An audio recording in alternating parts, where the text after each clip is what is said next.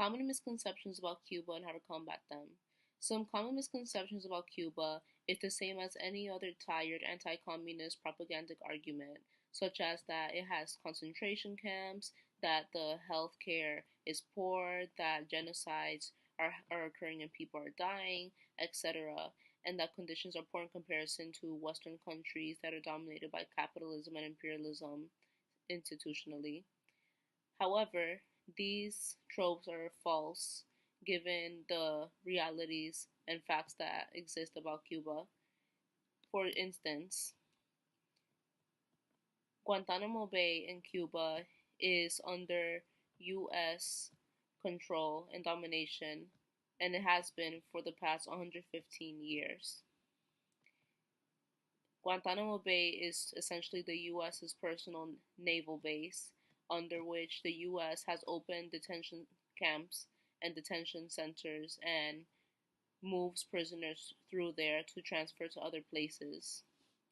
By 2008, about 800 prisoners from 42 countries had passed through Guantanamo Bay, with the vast majority of them being Afghans and Pakistanis, nations that have been invaded and ravaged by U.S. imperialism and wars, in which the U.S. has sanctioned wars.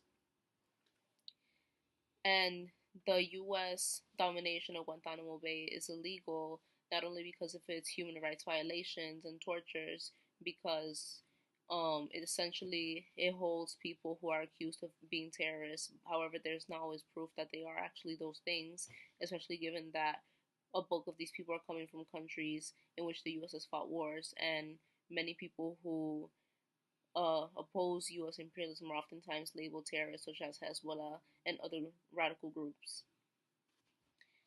And aside from these human rights abuses, it's also illegal because it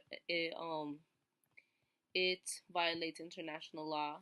For instance, in 1969, the International Convention on the Law of Treaties, which was held in Vienna, Austria, declared that the U.S. occupation of Guantanamo Bay violates Article 52, and which states that null and void any treaty whose consent is reached with the threat or use of force, and threat and use of force was utilized ahead of the establishment of Guantanamo Bay by the U.S. So this is part of the anti-communist propagandic argument that Cuba has concentration camps, when the reality is that while the concentration camp, the detention center of Guantanamo Bay, is located in Cuba, it is not under control of the Cuban government, nor does it have the Cuban government's approval, given that on March 5, 1959, the Cuban government demanded that the U.S. end its occupation in the province of Guantanamo, but the U.S. has not seized its control over the region. And that also is another reason as to why it's illegal. So these anti-communist smears on Cuba are claiming that Cuba has concentration camps, or that Cuba is committing these human rights violations against people in detention centers. However, this is false, given that none of that is under the control of the Cuban government, but under the control of the U.S.'s government, and they are the ones who are to blame for everything that's taking place in Guantanamo Bay. Another tired trope is that Cuba mistreats its citizens, and especially given the gusano, which is the upper class, typically white Cubans who are wealthy and who supported the U.S. fascist-backed dictator Batista, which was toppled by Castro in the 1959 Cuban Revolution. So that they are often used as so-called proof as to why Cuba commits human rights violations against its people.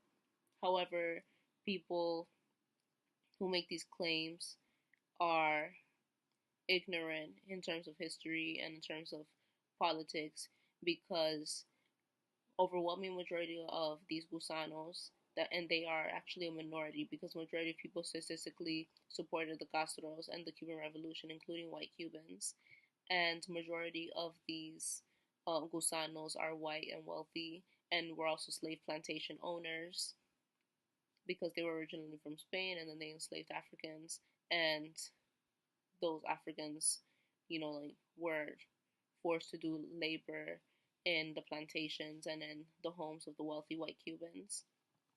and they had those plantations expropriated by Castro's government. So that's also a motive that anti-communists use to say that Cubans do not have rights.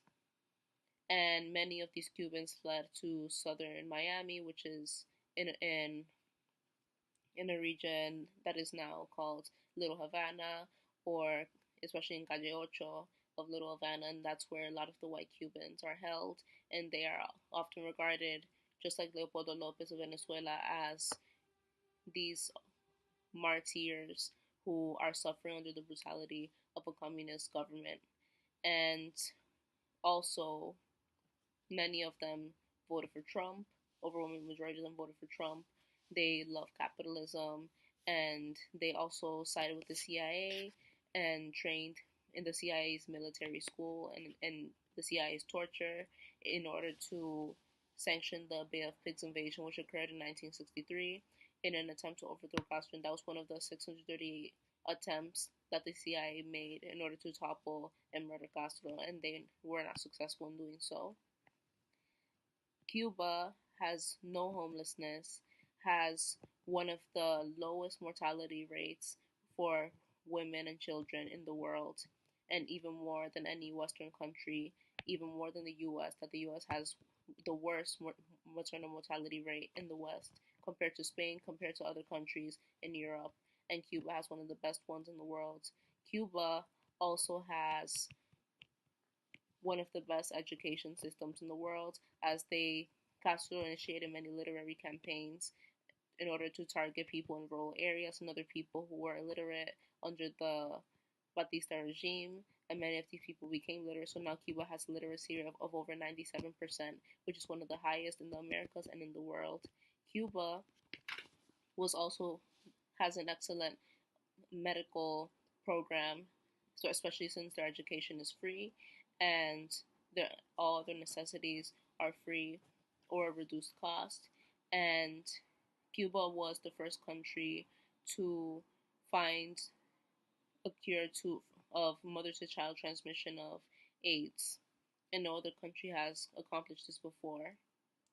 So these are some motives as to why a lot of these anti-communist propagandic tropes about Cuba are false. Thank you.